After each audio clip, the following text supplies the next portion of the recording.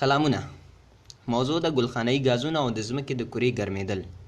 لیکنه یې نګین کارګر او حامد فایق په ګډه سره کړې ده.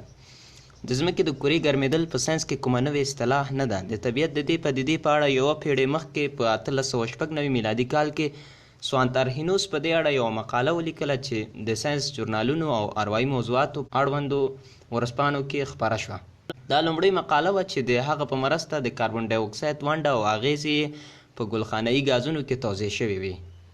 د څېړنې اساسي موضوع په اتموسفیر کې د ګلخانه‌ایي ګازونو له کبله د ځمکې د کرې ګرمېدل او اقلیمي بدلون په اړه معلومات ورکول و. د ګازونو هر هغه مرکب چې په اتموسفیر کې د لمر وړانګې جذبوي او حرارت یې ساتي د ګلخانه‌ایي ګازونو په نامه یادېږي. کله چې د لمر د وړانګو مقدار حرارت په اتموسفیر کې د ګلخانه‌ایي ګازونو په واسطه جذب شي نو د ځمکې چارچاپېره تودوخه ډیریږي چې دې ته د ګلخانه‌ایي ګازونو اغیزې وایي چې پایله یې د ځمکې د کرې ګرمېدل دي. ګلخانه‌ایي ګازونه او سرچینې یې څرنګه چې کاربن ډای اکساید په اتموسفیر کې په زیاته اندازه شتون لري نو له همدې کبله د ځمکې کرې ګرمولو کې هم تر ټولو ډېر ارزښت لري. په 2014 میلادي کال کې د امریکا د چاپیریال ساتنې ادارې د معلوماتو له مخې 6511 میلیون مټریک ټنه ګلخانه‌ایي ګازونه اتموسفیر ته نقل شوي دي چې یاد مقدار د 2170 میلیونه ټنه کاربن معادل دی.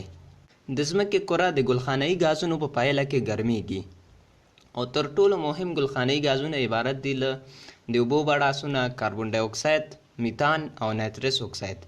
د چاپیریال ساتنې ادارې د معلوماتو پر بنسټ اکسیجن د ګلخانه‌ایي ګازونو په دوهمه کټګورۍ کې راځي خو د اکسیجن ځانګړتیا دا ده چې د لمر وړانګې او تودوخه نه جذبوي. میتان ګاز زراعتي منشأ لري او له حیواني سرې څخه لاسته راځي. کاربن ډای اکساید د تنفس د عملیې په پایله کې تولیدیږي.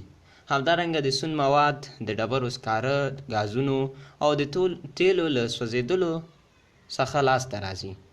کله چې ونې او ځنګلونه ووهل شي نو د انساني او حیواني فعالیتونو په پایله کې هر کال بیلیونونه ټنه کاربن ډای اکساید اتموسفیر ته انتقالیږي او په زرهاو کلونه هلته پاتې کیږي. دا په داسې حال کې ده چې د میتان ګاز صرف د 10 کالو لپاره په اتموسفیر کې پاتې کیږي خو میتان د کاربن ډای اکساید په پرتله د لمر د وړانګو د جذب قابلیت ډیر دی. نایترس اکساید او اوبه په طبیعي توګه په اتموسفیر کې تشکیلیږي. د ځمکې کره ولې ګرمیږي؟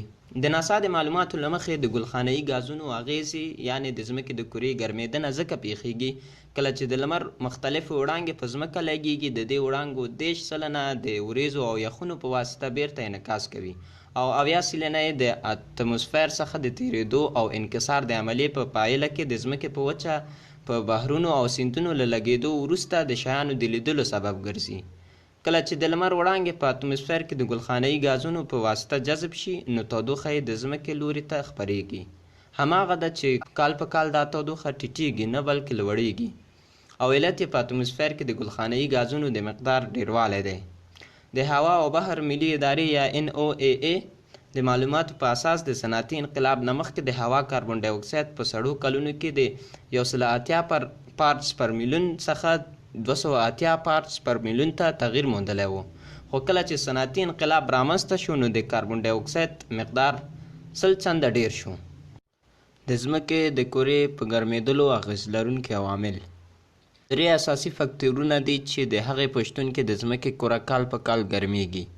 اول په اتموسفیر کې د ګلخانه‌ایي ګازونو شتون، دوهم په اتموسفیر کې د ګلخانه‌ایي ګازونو د شتون موده، دریم د ګرمونکې مادې په توګه د ګلخانه‌ایي ګاز د ګرمولو پوتنشل یا د ګلخانه‌ایي ګاز ډول. د چاپیریال ساتنې ادارې د معلوماتو له مخې د افغانستان په 40 کلنه جګړه کې 90 سلنه ځنګلونه له منځه تللي. دا چې ځنګلونه د ګلخانه‌ایي ګازونو په جذبولو لپاره ډېر اړین دي نو هېواد ښایي یو وخت د چاپیریال د ککړې هوا له کبله له یو بل ناورین سره مخ شي ځکه د له منځه تللې ونو پر ځای نوې نیالګي نه دي ایښودل شوي.